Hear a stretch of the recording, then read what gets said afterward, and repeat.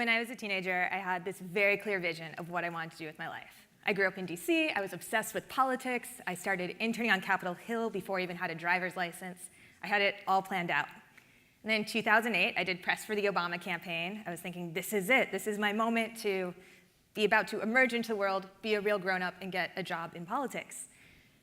And then during the campaign, I felt a sense of, okay, maybe this doesn't touch me and inspire me in the way that I had hoped that hope and change would. I went back to school. I was in my senior year at college, and I decided I wanted to do something completely different, and I felt completely lost. I didn't have any other plan B backed up. I was going to be finishing my major in political science. I had no other applicable skills, and so I thought, why not become a furniture designer? Totally out of left field, my friends in college thought I was crazy. I was spending my nights in the sculpture studio, woodworking, welding, to build these ideas that I came up with. In order to have access to the studio facilities, I had to be enrolled in a class, so I took a sculpture class. And there was one homework assignment that I was given that completely changed the course of my life. The teacher told us that we need to make a sculpture that was about a landscape. But there was one catch. It couldn't be a sculpture of a landscape. This made no sense, no idea what he was talking about. And to satisfy the assignment, I came up with this idea of putting paint on shadows. I didn't fancy myself an artist. I mean, I was taking this so that I could do some welding. And this idea was, what if I could describe a landscape not through creating a sculpture of trees, but physically painting on the landscape where the shadow of the tree might be as a way of describing the space. And I showed my professor this idea. He wasn't interested. He told me I should come up with something else. I ended up making a cardboard sculpture of a house. He liked that. But this idea really stuck with me. I just had to know what this would look like, what would happen if I put paint on shadows. So 1 week before graduating, I took my friend Bernie, and I painted on him a full mapping of the light. And something weird was happening. I did not understand the image I was seeing on my camera whatsoever. I thought it was broken. And I went to my professor, and I asked him, what is going on here? I think this is something incredible. And he said, well, anyone can make that in Photoshop. And I said, I didn't make this in Photoshop. This is a human who I put paint physically on his body. And he said, well, if you could make it in Photoshop, why would you need to make it in real life? And then further compounding that, he told me, you know, people have done body painting before, that's nothing new, and there's this history of this sort of tribal body painting where you accentuate muscles, and I don't think there's anything here. I was 1 week away from graduating from college. I knew I didn't want to do politics, but I had to go back home to my parents' house in Washington, D.C. And in order to avoid actually going out and looking for a job, I just holed myself in the basement and made my job teaching myself how to paint through the process of painting on shadows. And at this point, I'd cursed the fact that I hadn't taken a painting class in college, that I'd taken all that poli-sci, and I felt like, now what do I do? And I felt utterly alone because I tried telling my friends, I feel lost, I don't know what to make, and I have this idea. And they all thought I was absolutely crazy. They had known me as this girl who was super obsessed with politics, and they were thinking, you know, maybe it's time for you to get a real job.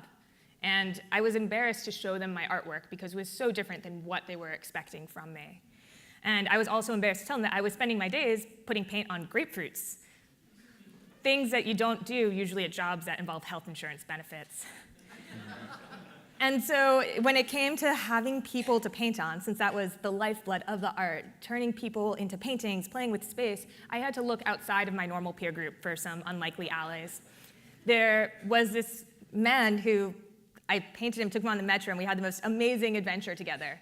And it was an incredible moment to be able to take my artwork out into the world and show it to people.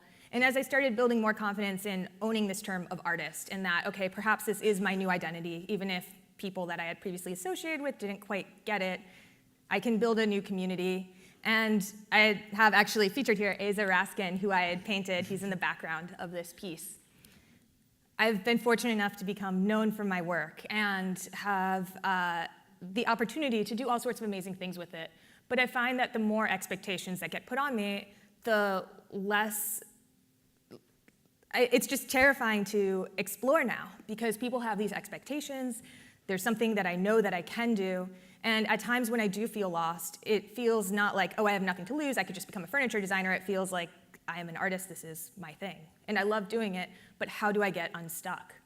And one of the things that I've been doing on the side is making art that is just for me. It's not for social media, it's not to try to make the next big thing that will go viral, but just playing.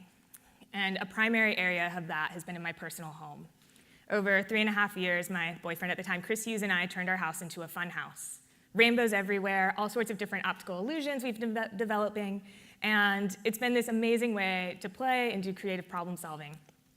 And here, this is a sign to my bathroom. One V shape reflects to become a W, reflects again to become an M, and I guess that could be in response to some of the issues about bathroom signage. And these are things that I wouldn't have necessarily been able to express through my normal medium of painting. But if I were to follow up with the world and say, okay, this is my next big thing, there's pressure that it has to be bigger than my last big thing. And so I'm finding myself doing all these fun side projects and seeing, inevitably, they will feed into my main body of work. And I have no idea as I'm making them how it will. But for example, my play with mirrors has turned a totally different dimension onto how I might otherwise play.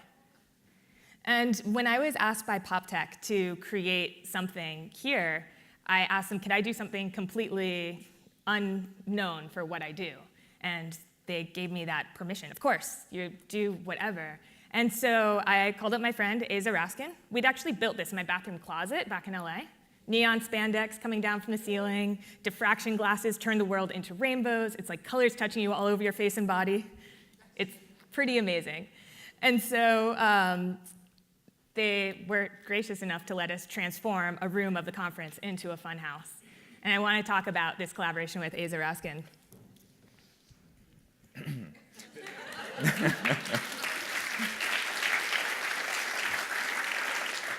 So this is us going to the fabric store, which is otherwise known as the source of all inspiration. Yeah, we bought 315 pounds of spandex, and that took multiple trips to buy spandex. And we knew that we wanted to make cool bandanas. We also knew that we had to cut hundreds of these tendrils. But we weren't so much interested in coming to PopTech to execute something we already knew how to do. We wanted to use it as an opportunity to do something beyond just what's inside my bathroom closet. And so one of the precepts there is that you should always have the materials of play at hand. So we were like, hey, you know what's sort of cool? These binder clip things that like retract. But you know what's cooler? Them with spandex on top. Yeah, and so we got kind of crazy playing with all this. We thought maybe we could do cat videos. The A/B testing shows that the internet loves this. Yeah. And then synchronized swimming. This took hours of practice. So many, you have no idea. We had no idea what we would actually do with this stuff, but that was part of the joy. And part of the excitement was, okay, when this stuff is taken outside of my house and into the real world, and I actually let people see what I'm working on and what we're creating, how will they interact with it? It's been magic. Turns out it's actually sort of scary to do something that can seem almost frivolous with a group of such brilliant people, but we're glad to see that the people sort of got it. So this is actually my first piece of public art. We love creating that like wow moment and like a little bit of technomancy. So in this is actually laser cut paper, which then moires a screen, and when you look at it through binoculars, all of a sudden you can see videos from the last 10 years of my phone on the screen, in this way showing that it's this kind of intimacy at a distance that has become our social condition. A little less fun, but still a lot of wow. And also definitely things you would not normally post on social media. True. A pretty unedited view of what's been in his life in the last 10 years. And then, of course, we do have the neon spandex jungle, where lots of interesting conversations tended to happen. In fact, I think this might be the very best conversation at PopTech. I don't know if you can hear it. Oh yeah, my shoes are great. It's a whole conversation about how great this person's shoes look under black light. When else are you going to have that conversation? And so it's been really incredible playing here and having the opportunity to show you something that I wouldn't normally feel comfortable showing on social media, and having the ability to play with something and have less pressure on it. And I mean, it's something that speaks to me and speaks to my heart, but if I were to give you a highly curated view of my life, I might be too afraid to show this. But I'm so glad, just as I was able to start building a community and showing people my paintings and incorporating friends, that I'm able to now incorporate all of you in another facet of creativity that would otherwise be hidden. Yeah. Thank you. And then, So it's been a true privilege to get to collaborate with Alexa. I'd like to talk just a little bit about something sort of personal, because it's really hard being stuck or lost, and harder still when you're stuck or lost alone. So you heard a little bit about my really weird background. And as someone who's been on those lists of people to watch, at the end of last year, I found myself completely lost. And if I'm honest, was living with depression. So we heard from Esther Perel, from Stephanie Kuntz, from Mia Birdsong, that among, and there was just some of those at PopTech that called loneliness the top mental health condition that's facing the United States now. It's a weakening of our social bonds, our communities, by the solvent of convenience.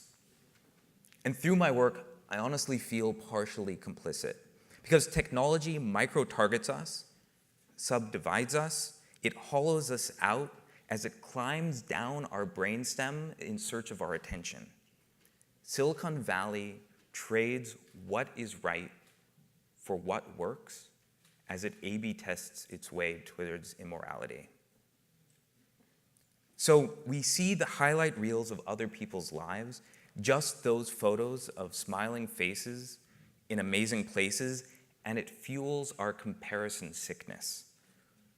We know everyone is projecting and curating an advertised image, and even though we do the same thing, we still feel comparison sickness in our stomach. At least I do. And suddenly last year, that feeling multiplied. It's a kind of personal post-truth that becomes our social reality. And it is as damaging to our personhood as fake news is to the nation.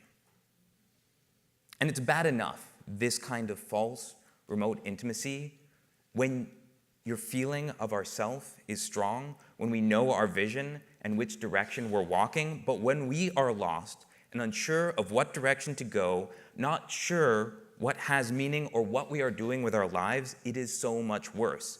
There's so much pressure to have a compelling story answer to that question of, so what are you doing? And are you killing it? We can't answer, I don't know, or I am not good, even if it's what we want to shout. Instead, we bullshit some answer with a crushing feeling in our chest, and our shadow meets us around every social corner. The most important frame I try to remember is that when we are there, we are most open to discovery and to change, but only if we give ourselves the permission and the space to explore. But that's hard to do. An airplane, just before it stalls, is at its most maneuverable, but also its most terrifying. So I'm curious, how many of you have felt lost or depressed and felt that time in your life? Yeah, it's almost universal. And yet, especially here, amongst brilliant thinkers and the global doers, we do not talk about it. And it's funny, we've heard empathy discussed a lot here at PopTech, but always as empathy with others, which is important, but there is also self-empathy, and it's not so easy. When we feel up, it's hard to access the feeling of being down. Separated by time, we are still ourselves, yet different people. So from the frame of feeling and being lost, what can we do? Well, we can make something little. In places where we are stuck, meaning is leached from the world, and the peaks of curiosity slide impossibly far away, too distant to see, but play makes hills of mountains and streams of oceans. So we can make something little. And when we do, we see it and touch it, and we are changed by it, just a little. And then we create again, something small, which changes something small in us. And so we make and touch and are touched and make, and we lift ourselves up a spiral staircase up and up, reflecting ourselves into the world and the world into ourselves until we can see just a little who we are. Your first idea will be so similar to something that already exists that others will decry it derivative, that it has been done before. So it is here that we must put on blinders, for what is new and uniquely you is there, but nuanced, too small to be seen with the naked mind. And if you look at it in the harsh light of judging self-worth, it'll collapse under the weight of not enough. So instead, take another little step of making, seeing, touching, playing up that spiral staircase. At each step, the you-ness compounds and the idea fractals and unfolds until at last, some number of steps ago, you realize that you realized where you were going. So thank you.